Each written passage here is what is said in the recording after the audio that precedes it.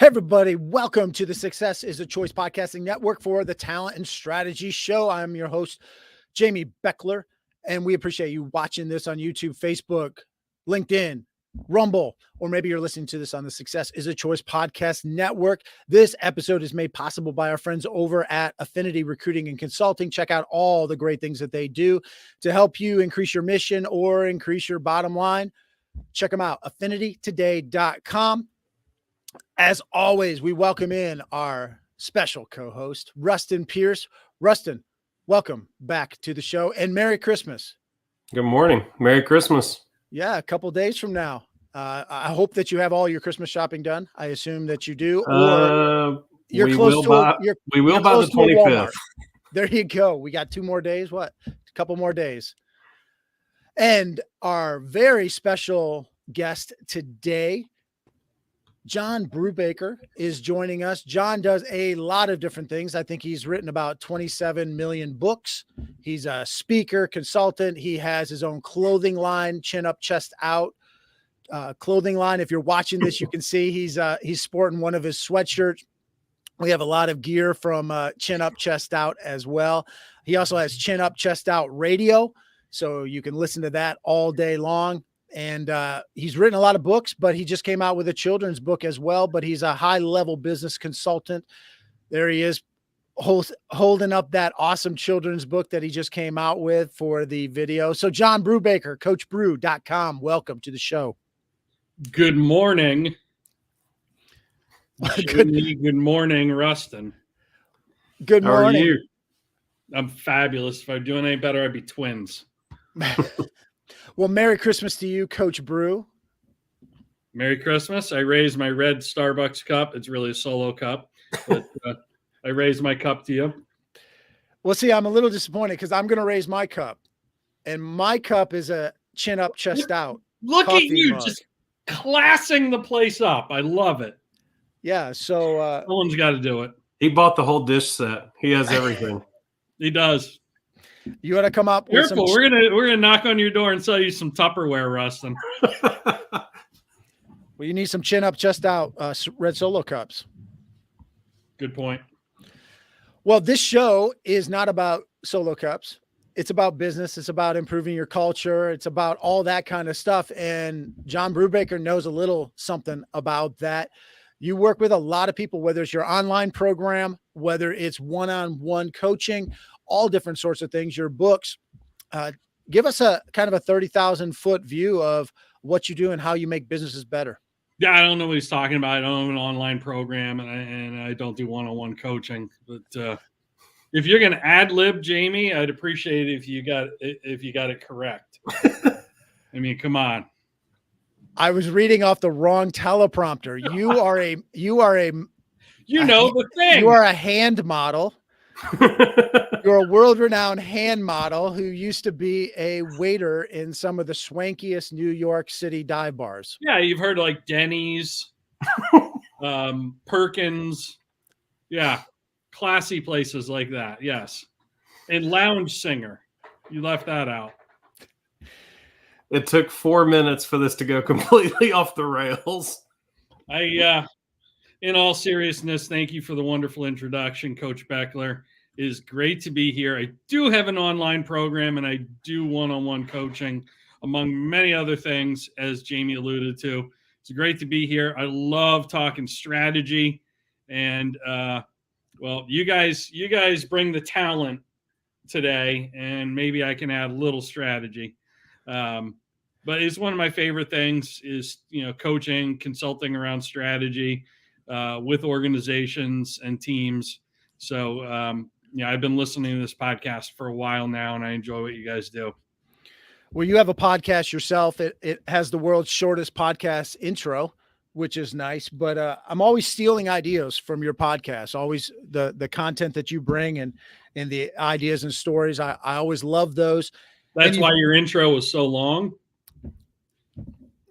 Work in progress. Yeah, I mean, the world's shortest intro steals everything. Steal my ideas, and you have like a 3-minute intro. That's well, we have a. Sometimes coaches aren't coachable, Ruston. I'm not going to tell you what our graphics person said I'm not gonna. Well, I will now that I said it. Our graphics person, the first thing he said when he got the very first video, he was like, "That intro is really long." Yeah, that's what she said. Yeah. Literally. So this is being recorded live. Good morning. We appreciate everybody joining us. Hopefully you've joined us late and you're just now tuning in. We appreciate it. And for those of you that have watched this or listening to this, the whole time, we apologize for that. I am holding up one of John's books. He's written a ton of books. This is called Stadium Status. You do that too. He is holding up a children's book. So we will have the children's portion a little bit later on. Ruston, where are my products in your hands? I don't have any. The adult portion of this is the Stadium Status. Did you get that in an adult bookstore? What do you mean the adult portion? You made that sound so inappropriate. It's not that kind of book, folks. It's not a business book. It's about taking your big business to the big time. And we've all been to, most of us have been to concerts or at least been to sporting events in a stadium or a big arena. And most of us want to take our business, our team to a stadium status, whether we knew that term or not. John was the first one to coin that, or at least the first one I heard to coin that term. Oh, it definitely wasn't Rihanna. It was me. Yeah. And that's fine because I'm not into the pop culture stuff very much. So I don't know what those entertainers coin and what they don't coin. But my friend John Brubaker wrote a book, Stadium Status. And so let's talk about that book, Stadium Status, why you wanted to write that and what that means for our business or our teams. Yeah. Bottom line is, talk about talent and strategy. I think your best ideas always come from outside your industry. And the book I wrote before that is called Seeds of Success. And it's all about my relationship with my coaching mentor, who was just like he's forgotten more about coaching and leadership than most people ever know. But he always got his ideas from outside his industry. And that at an early age for me put me on that path of like, okay, you've got to be different. You need to be different or you're going to be invisible in whatever industry you're in. For him, it was coaching, higher education. For you, whoever you are listening to this, watching this, your industry, if you're not different, you are going to be drowning in a sea of sameness and no one will be able to differentiate you, your brand, your product, your service, your value proposition. You've got to be different. And one of my favorite things in the whole world, and one of what I believe are the perhaps the greatest group of, when it comes to talent and strategy, people who execute talent and strategy better than anybody, are entertainers, specifically country music artists. And the reason for that is, success leaves clues. It's the number one format in radio. And everyone's say, yeah, radio's dying. Well, it's still relevant. And it's pretty darn popular format on Spotify and streaming services too. Why? Because there's a more direct fan to artist connection in the country music format than in any other genre of music. And success leaves clues. Success leaves clues in anything. So I wrote a book about the engagement strategies, fan to artist to fan communication and engagement strategies that musicians use, that entertainers use to fill stadiums. That could be Kenny Chesney, Garth Brooks, doesn't matter who it is. It could be people filling smaller venues. But that concept of stadium status, I believe, isn't just limited to artists. They literally want to fill a stadium. But every brand would like to be able to fill, their facility, or they would like to have a database full of, the size of a stadium full of names that they can call their customers. And that's really at the essence of what stadium status is all about. So how would you, if you're working with an organization or a business, how do you teach them to take, for example, country music industry, how do you teach them to take the principles that they see there and translate that to their industry?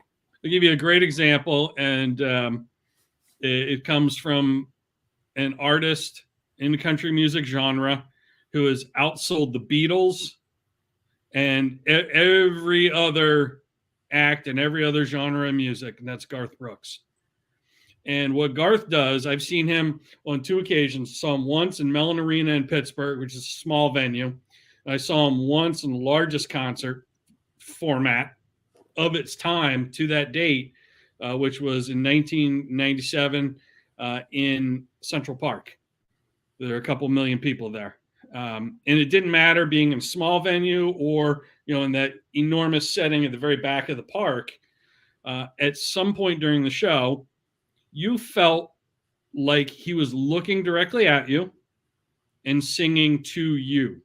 And everyone I know who has ever been to a Garth Brooks show has said, "Oh my God, I thought that was just me." You got that same feeling too? And that doesn't happen by accident. And here's why that happens. It happened to me in Mellon Arena in a small venue, but it also happened in the very back of Central Park. And what he does pre-show, let's say he's in a stadium. When that morning, he'll get a cup of coffee, and while his crew is loading in, as they call it, in the venue, setting up the stage, lights, the sound, and everything, he goes and he finds the absolute worst seat in the house. And this relates directly to your business as you're listening to this. And he will sit in the worst seat in the house and look down on the stage to where he will be located that night. And he wants to see from the customer, from his worst customer's vantage point. That could be like in the nosebleeds. It could be an obstructed view seat behind a pole, in some arenas. How will they see him? And that enables him to make sure he finds them throughout the concert at different touch points during the show. And it enables him to make a better connection with his audience, with his worst paying customers. For many years before he retired, he would fly out to different parts of the arena on a wire, and everyone just thought this is a guy being an egomaniac who just thinks he's Gene Simmons or David Lee Roth, and he thinks he's a rock star. This is country music. What are you doing, dude? And that was all talent and strategy, because what he would do is he would fly out to those further kind of regions of the arena where people didn't have a very good view of him on stage. People literally had obstructed view seats and couldn't see him. And for one song or part of a set, they would have a front row seat. So how can you take your worst customers and treat them like your best customers in your business? That's how he does it. I just did a workshop for a telephone company, and we literally sat all their people down together, and this is the first time they've all sat down and brainstormed collectively as a team. They ended their work week and their work day early to do this, and I just set up a couple ground rules. Number one, if you work in the same department with someone in this room, you cannot be in their group. You have to be in a small group of 3, 4, 5 people with people you don't work with every day. So like there's someone from sales, with someone from customer service, with a technician, with one of the executives, and their job became, how do you move someone from the back row to the front row? And that is what Garth Brooks does better than anyone. And I think for every company, as you're just sitting there scratching your head, you're wondering, I don't really know how that applies to me or how I could do that. Ask the people that work for you or the people that work with you. You're going to get some really creative ideas, because they're going to see, especially like if, like a technician, they literally go into the customer's home and they get to see their product or service, in their case, their service, through the eyes of the customer every single day, multiple times a day. They view that business through a very different lens than the rest of the people in that company. Why aren't you tapping into that? And I think it's things like that that will help you get to stadium status, as I like to call it. It's interesting that you bring up Garth, because I just this week actually witnessed Garth do something that really speaks to what you just said. I could talk about him all day, so I can't wait to hear this. So for the last 18 to 24 months, his opening act is a former student of mine, former player of mine, who has been traveling with Garth and Trisha. and has been opening for Garth in just about every venue. Who's that? And Mitch Roselle. Okay. And Garth actually found him in a dive bar in Nashville and essentially created his career. Garth won a Grammy on a song that Mitch wrote. And so Mitch has kind of exploded on the scene because of that. Well, this past week, he got to perform at the Grand Ole Opry for the first time ever. Wow. And they surprised him by having Garth introduce him. Yeah. And about a year and a half ago, I got a chance to sit down and talk to Mitch for a while about what he's learned just from the experience of being on the road with Garth. And the first thing he said was, Garth has a very strategic way around how he engages every audience. And he's very intentional about, I want every single person in this arena to feel like they have a relationship with me. And here's how I'm going to achieve it. Yep. And so now Mitch played Cowboy Stadium on the stage by himself, just him and a guitar, no one else on stage. Did a full acoustic set to open for Garth in front of 70,000 people, just him and a guitar. That's the textbook definition of intimidating. Yeah. Right there. Yeah. Yes. And he said, all I kept thinking about was all the things Garth had told me about making sure I'm connecting with the entire room. And I'm sitting there going, the room is 70,000 people. Like, that's a decent sized room. So anyway, Garth gets out there to introduce him at the Grand Ole Opry, and he talked about who he was. He didn't talk about who he is as a performer. He didn't talk about the songs he was going to sing. The entire introduction was all about who Mitch was as a person. And you're sitting there listening to it, and as a person watching it, observing, you're going, I feel like I have a deeper relationship with Garth because he just let me into his relationship with Mitch. And it's amazing how he's just always thinking about how can I draw people into what we're doing.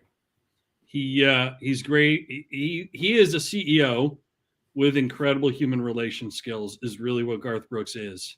Mm-hmm. And you talk to any radio, anybody at any radio station, and they will say, when Garth was on tour, in kind of his first career, he always made it a point to know everyone's name and call them by their name. And then after 12, 15 years of retirement, maybe, and he went back on the road, he still remembered their names, remembered the date of when he came and did his last radio tour there. And he just has a great way of making everyone feel important. And I think that's what great leaders do. Mm-hmm. They nurture talent and they make people feel valued and important. The unfortunate part of that is those are the soft skills that a lot of companies aren't smart enough to invest in. Yeah. Yeah, with their leaders and their teams. It was a small world, though, that your guy went out and was opening for Garth. Well, and for anybody watching, that was total coincidence that was the example that John used, because we did not discuss that in advance. That literally happened this week. Well, related to country music, which I know nothing about, I've heard of Garth Brooks, but I think you would really like country music, Jamie, because it's for me. I don't know about you and Ruston and your listeners, but what it is for me, what hooked me, is it's the song titles. They just speak to me. Song titles like "I Miss My Ex," but my aim's improving. Been so miserable since you're gone. It's like you're still here. Who couldn't appreciate those? Right. I mean, that's deep. I mean, I've heard of some of these artists. I've heard of Shania Twain. So I'm familiar with some country music a little bit, but I always get a kick out of the song titles. But pivoting just slightly, you have a radio station, Chin Up, Chest Out Radio. So CUCO radio.com. but and you can certainly do a shameless self-promotion for that radio station, which I mean, plays you're way already too. doing it. You just flash the domain name on the screen. So I'm flashing that. So if you like country music, there's a lot of country music that's played on there. But what I want to specifically hit upon is pivoting.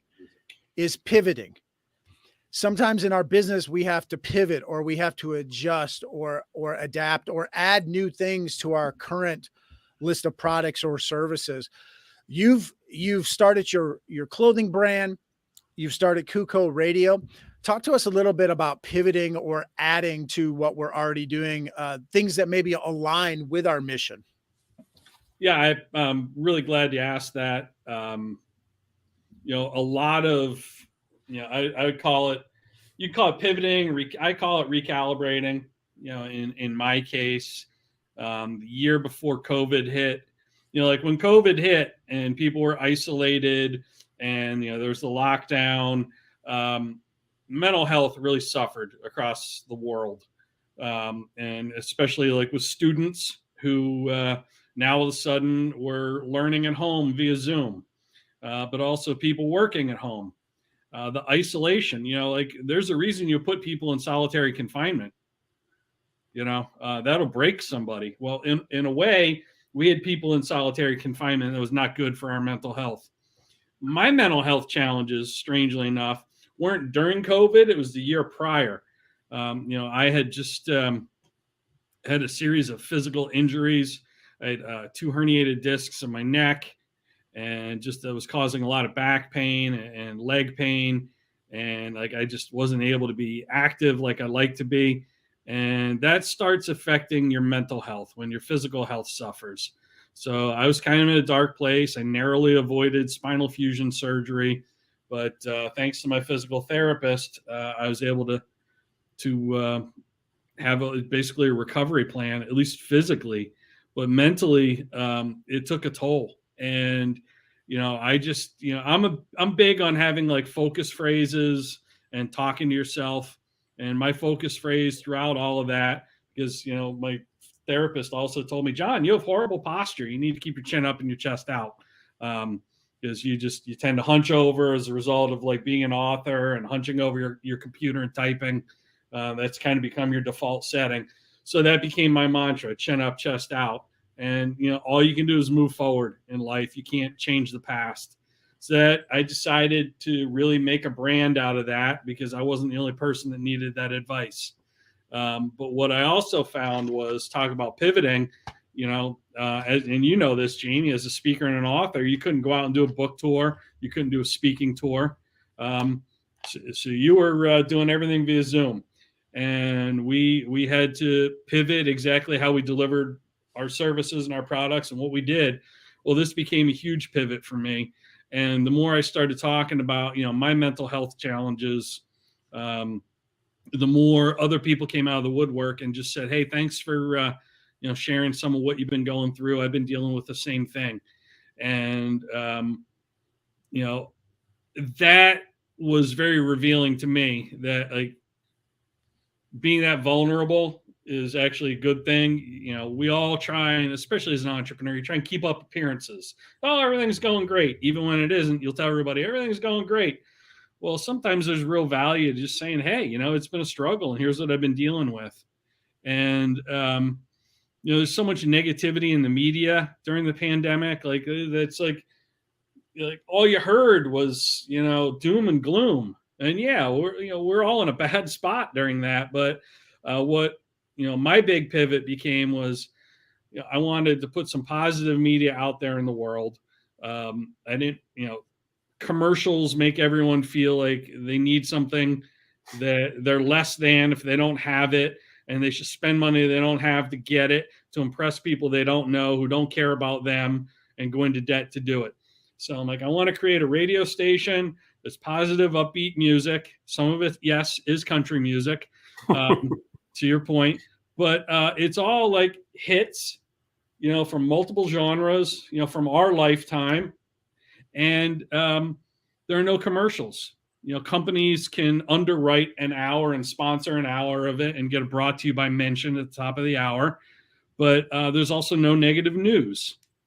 There's a positive mental health tip baked into each hour. On a 20-minute mark, the 40-minute mark, and top of the hour kind of thing, like you would get traffic and weather on, a regular radio station. But, to my knowledge, what I created, I didn't set out to do it, was I created the only mental health radio station in the country.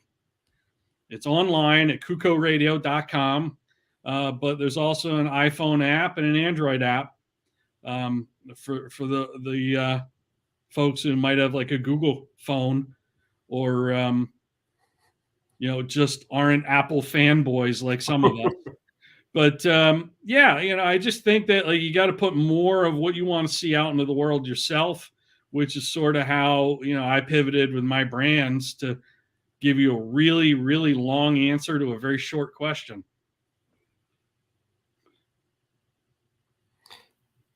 So I'm curious, how did that take off? Like how did you get that out there to where people started paying attention to it and understood that it was even available? Yeah, so I'm not a big believer in really traditional means of anything. I'm kind of a contrarian. You've probably gotten that sense as you're listening to me. So I'm big into guerrilla marketing. I'm not going to ever do Facebook ads or Instagram ads or shake my butt on TikTok or like anything everybody's doing. Yeah, ain't nobody got time for that. But so we do guerrilla marketing,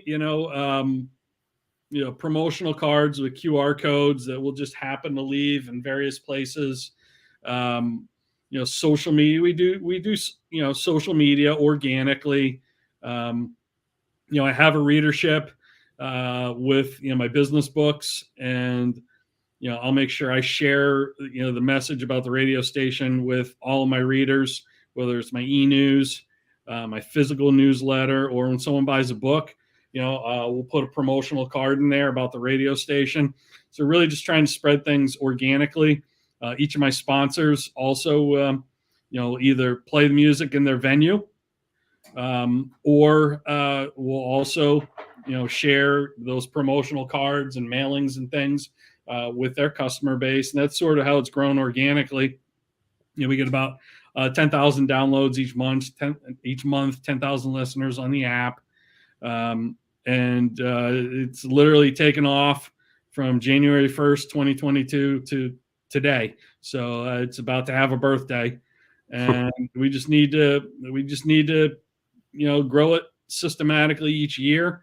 But I do believe that there's a place for something like this, because so much of what you see in the media is negative, and you almost can't avoid it. It's almost become subliminal. Like, what do they say in the news? If it bleeds, it leads. Those are your headlines. Is that good for you to consume? Is it good for your kids to hear in the car when you're taking them to basketball practice or driving them home from school? No. Then they start thinking that's the way the world is. And that starts to affect their mindset. So, CUCO Radio, our slogan is music for your mindset, but it's also more than music. You get a mental tune-up with some mental health tips. And we got some great sponsors, not advertisers, because you don't do commercials, but quotes, sponsors on board, who tend to be, independently owned and operated small businesses just like us. That's awesome. Well, you've talked about small businesses, entrepreneurship. What are some hacks or some tips or some advice you would have for somebody that's maybe looking to go into building their own business, starting their own business from scratch? Maybe they've been doing it, but they just feel like, man, I'm just missing out on something. I need to infuse some energy or some different ideas. What would be some a couple little hacks, ideas, or strategies you would have? Two things. Number one, I think, and I mean, this depends on the age of your audience. So let's assume that we're talking to grown adults. Bring on a teenager or a college-age student as an intern or as a paid assistant who maybe does, let's say, social media marketing or customer service. Like, they're digital natives who will see your world, they will see your brand and your product or your service through a very different lens, a more current lens. Their worldview is so different. The best investment I made is I hired an intern. Her name's Jackie Ellsworth. She worked for me all summer, did an amazing job. Some of my best ideas that we got for my brands were through her. And I offered her a job, beyond after her internship was over. So she continues to just be a great source of creative energy and inspiration. And they just see things differently than we do. I think so often we'll hit a plateau in our business because, like we're so used to being kind of maybe the name or the face behind the brand, or at least the leader who's, charged with, growing things, that we have some preconceived notions about, quote, the way the world is, the way our market or industry is, and the, quote, way it should be. They don't have that. They have a very unique lens through which they view it. So that would be the number one thing. The number two thing is talk to your customers. And it's kind of along the same lines. Like, how much time do you actually spend interacting with your customers when you aren't just trying to upsell them, sell them something, or just solve a problem for them? I think that it's important, and especially this time of year. Like I just had we do a monthly video conference with my membership community. It's called Stadium Status VIP. And the thing we talked about this month here as we close out the year was going on a thank you tour. Between Christmas and New Year's is magically known as the 2 weeks no one gets anything done. So instead of not getting anything done, you could do something really meaningful and really important. And the nice thing about that is everyone seems to have all this free time because they're not getting anything done. So, why not schedule a time to go visit your best clients, or maybe your smallest accounts that you can grow, like Garth looks from the worst seat in the house down to the stage. Why not go visit them? Don't try and sell them anything. Just thank them for their business this year and ask them one simple question. How can we serve you better in 2023? And then shut up and just listen to what they have to say. But then act on that feedback they give you. We talk about stadium status. One company that probably does this better than anyone else, and then maybe they don't have the results on the field this year to show for it, but it's the Boston Red Sox. For many, many years, it wasn't a thank you tour, but it was a listening tour. John Henry and the ownership group would go from market to market, Pawtucket, Portland, Maine, Lowell, Massachusetts, all their minor league franchise locations, as well as Boston. And they would have these kind of town hall meetings where they'd meet with the fans and just say, how can we serve you better? How can we make the in-stadium experience better? One year, they were told, we'd appreciate it if you'd freeze the ticket prices. It's starting to get out of reach for a lot of families. What'd they do? They didn't say, no, it's too expensive for us to do that. They actually froze ticket prices. So their fans felt listened to. They never used to offer gluten-free items in the stadium. And in each market, that was some of the feedback they got. A lot of us are gluten-free. We'd love it if you had some sort of gluten-free menu option in Fenway. So they started offering that. Now, the key with a listening or a thank you tour is you've got to act on that information. Otherwise, it becomes like that Far Side cartoon where there's the employee suggestion box on the wall, and then right underneath it's the paper shredder. You've got to act on the advice, but I do think your customers are going to be a wealth of information for you to kind of get you to that next level. So I'm trying to think how to ask something you just said. Ruston, I think we've known each other long enough that you feel comfortable asking me anything. Well, I'm trying to think of how to phrase it best so I can get the best answer. And for everyone listening, we just met 34 minutes and 24 seconds. I think we're over 35 now. Right. You just mentioned listening to customers. I think one mistake that a lot of entrepreneurs miss is not only listening to customers afterwards, but also before they start. What advice would you give for people who are trying to figure out, is the thing they're trying to be entrepreneurial in really the right thing to be doing? Because there's a lot of businesses that start and then find out afterwards there actually wasn't a customer base for what they wanted to do. Yep. What you might think is a great idea, the market might not agree with you, and the market always votes with its wallet. Which I think is the value. Tech companies have come under fire a lot lately because they capture our data, then they sell it, and they, corporate greed, whatever you want to complain about. But the one thing they really have always gotten right is that concept of beta testing.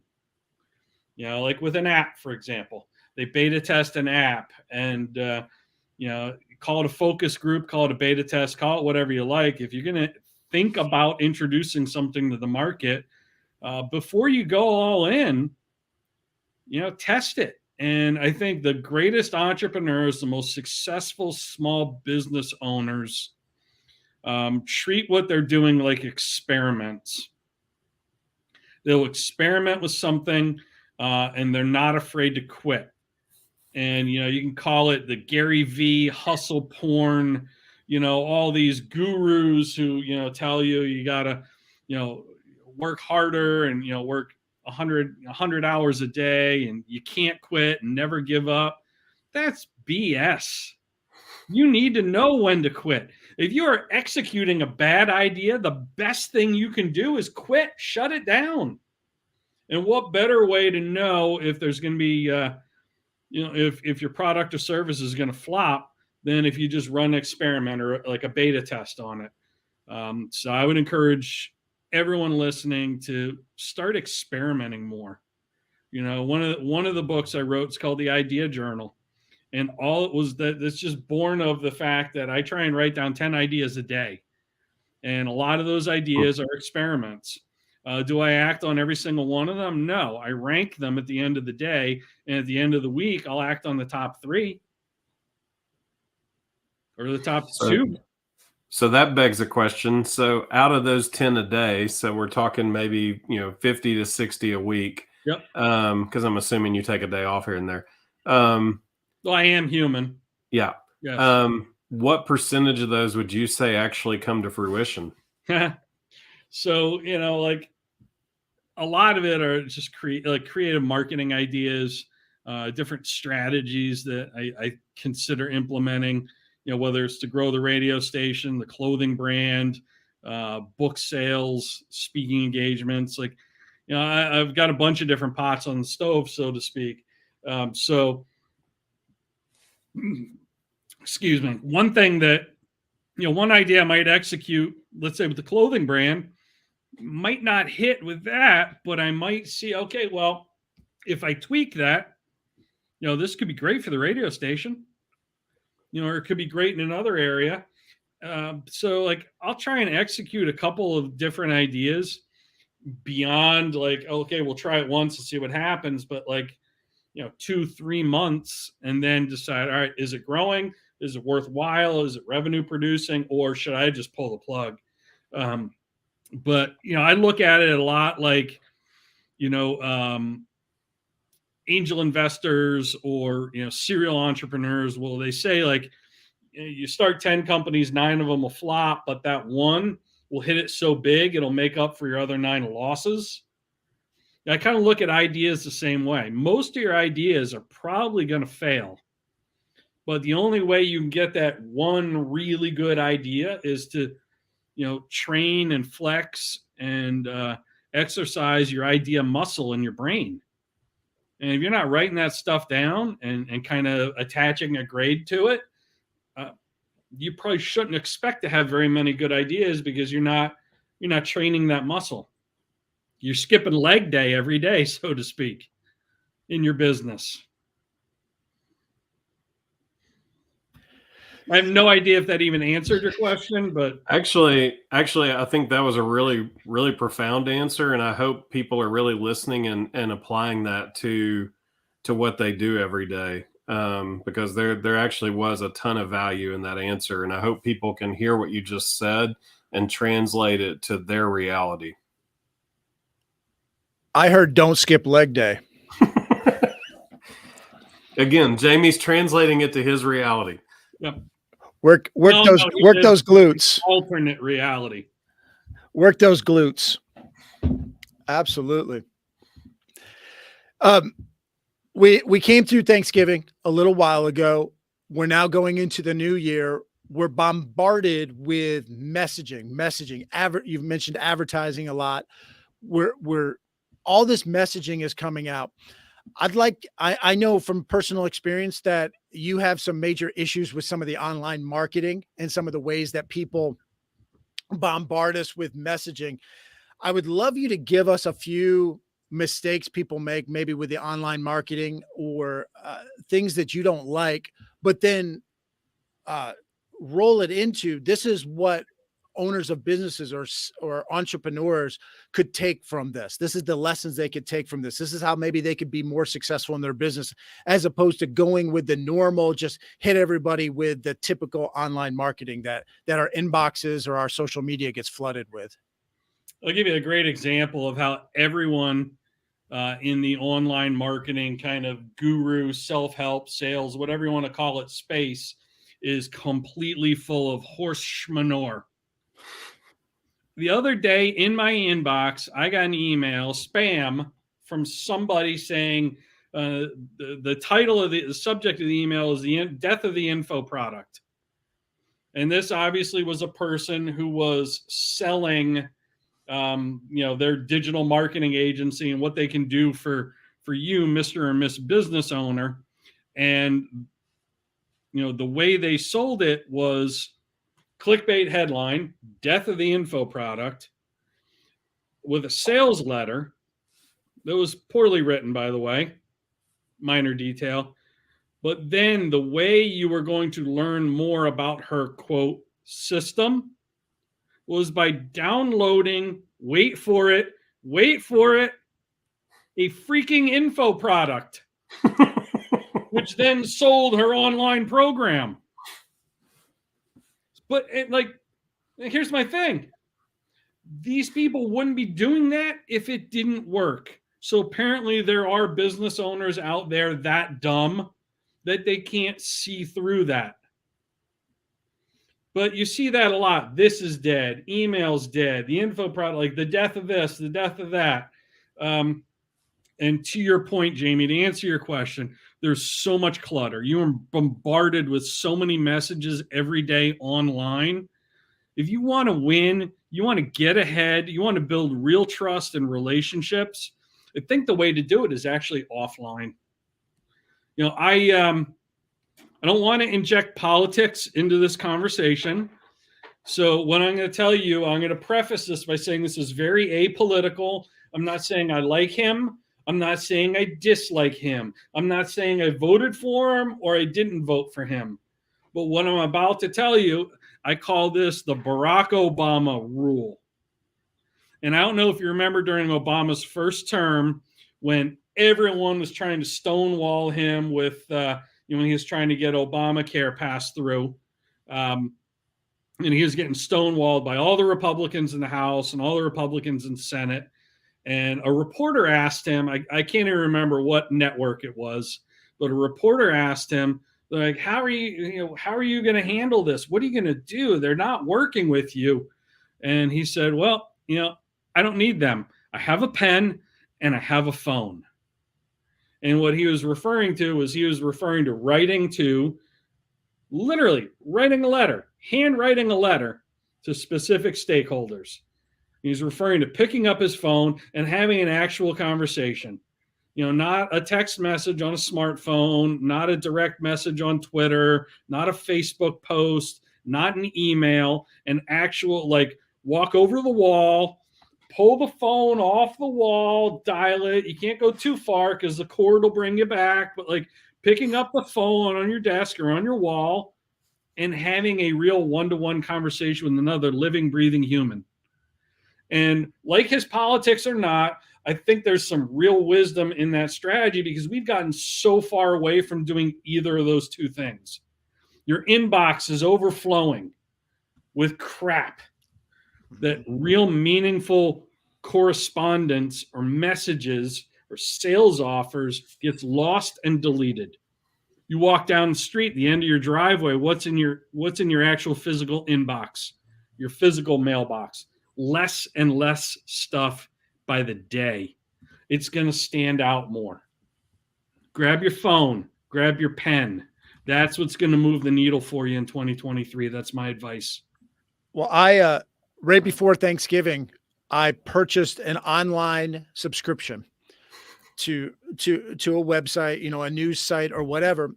Did a dead info product sell you on that subscription? Nope. It was a product. It was a news service or a online site that I wanted to subscribe to. I enjoy their content. I like their content, and I was willing to put my money where my mouth was.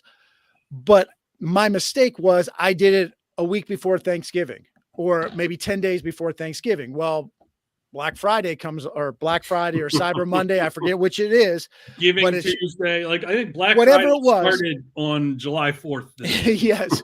Well, whatever it was like half off of what I just paid for it. Obviously, I was willing to pay the amount that I paid for it, but I was a little taken aback, or I didn't like the fact that if I had waited 10 more days, I would have got it at half off. But it got me thinking, and you and I have talked about this before, when you offer these substantial discounts, you really slap your loyal customers in the face a lot of times.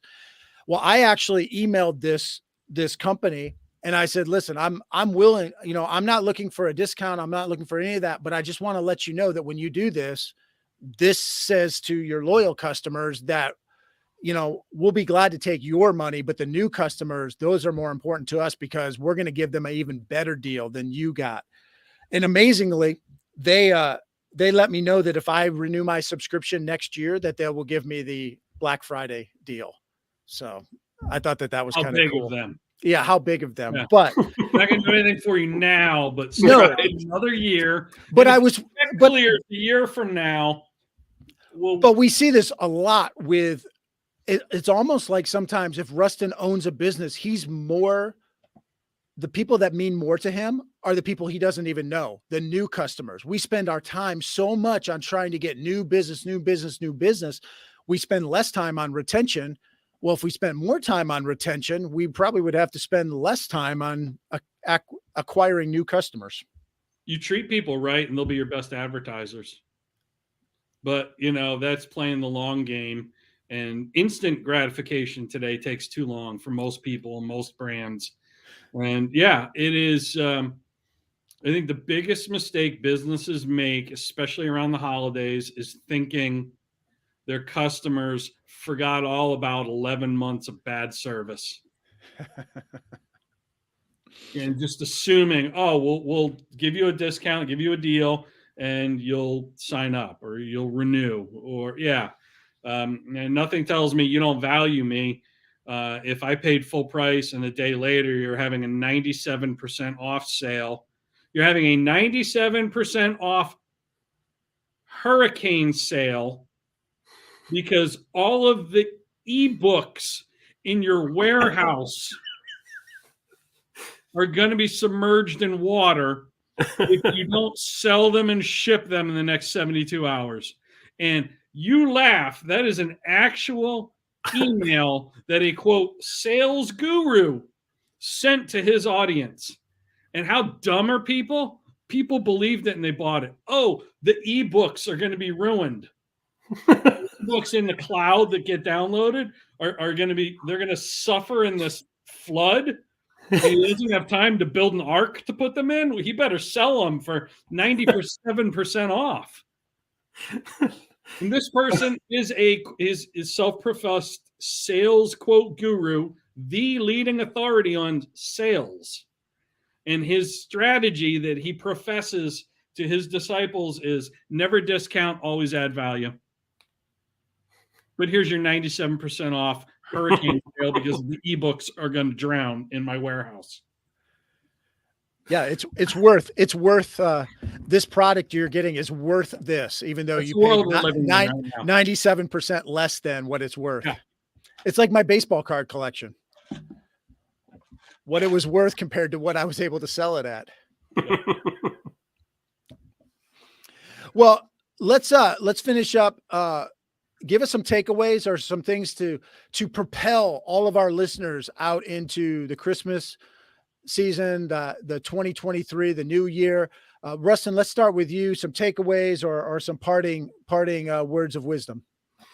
Well, a story that kept popping in my head as John was talking, both about the relational piece of sales, but also really identifying where your customer's coming from.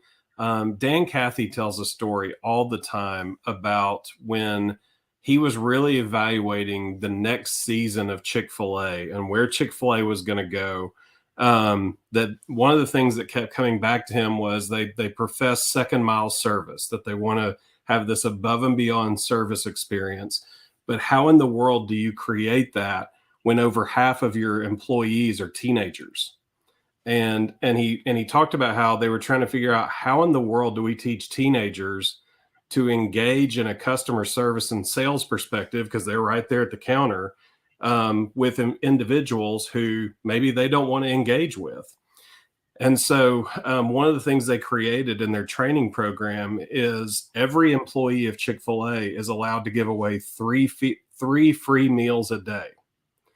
But in order, and not many people know this, Chick-fil-A employees will tell you this, but they have to be able to, at the end of the night, tell their manager why they gave away those 3 meals. The only way they can do that is if they engage the customer, they talk to the customer, they find out the customer's story, they find out what's going on with the customer, and they have this empathy that they learn where they're like, I can kind of sense that this person's having a rough day. I'm going to bless them right now.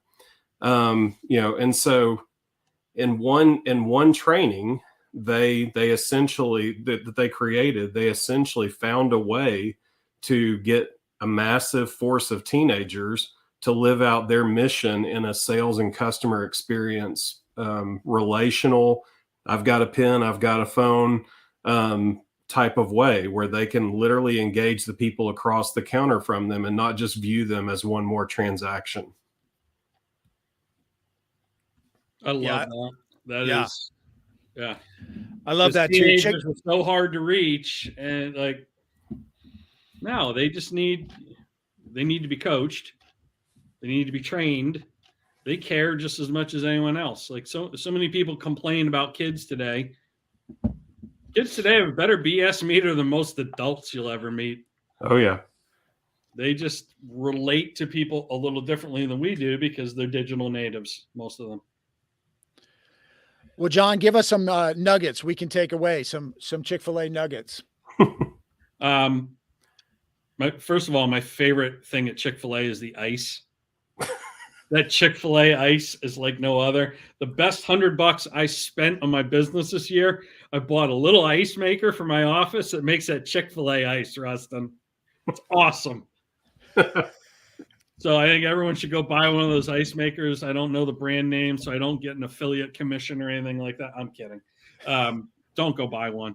But I do think your best investment is, to Rustin's point, your best investment is going to move the needle on your business is your people. It's your so you have customers, external customers and internal customers. Your people are your internal customers, and your other people are your external customers. Your existing customers will help you move the needle on your business if you nurture those relationships. And to your point, Jamie, you had mentioned, business owners and entrepreneurs are so busy like finding new business, to the point where they're committing marketing malpractice by not nurturing relationships, not asking for referrals, not giving when they could just be giving to their existing customers. Like every year at this time, at the end of the year, I have a contest in my business. Whatever customer spent the most money with my clothing brand is just going to get an enormous care package of a bunch of gear, some signed books, just all kinds of stuff. Some of my friends' books, things that I think based on what I know about them, they would like. And these are people who would gladly pay for the hoodie, the new hat, the jacket, the t-shirt, whatever. They'd buy it. I don't need to give it to them, but it's a thank you. And what happens? They're going to go tell a lot of people about this nice thing I did for them. Am I doing it in a manipulative way to get them to talk about my brand? No, I'm just saying thank you. But, I know the key to, growing my business is nurturing existing relationships. That's something everyone can do, and just sharing things, I think we are so concerned with likes and follows when you can't walk into the bank and say, I have 100 retweets I'd like to pay my mortgage with. I have 1,000 new followers. Can I pay my electric bill with that? No, you need to build real relationships.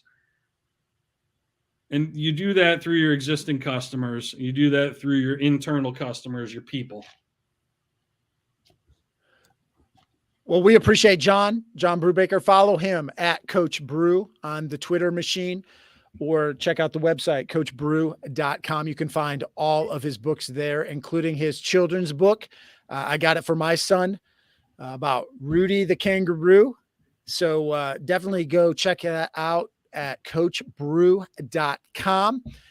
Everybody, we appreciate you joining us, whether you were watching this or you're listening to this on the Success is a Choice Podcast Network. We appreciate it. We also appreciate our show sponsor, affinitytoday.com. You can find out about them, affinitytoday.com. And until next time, remember that success is a choice. What choice will you make today?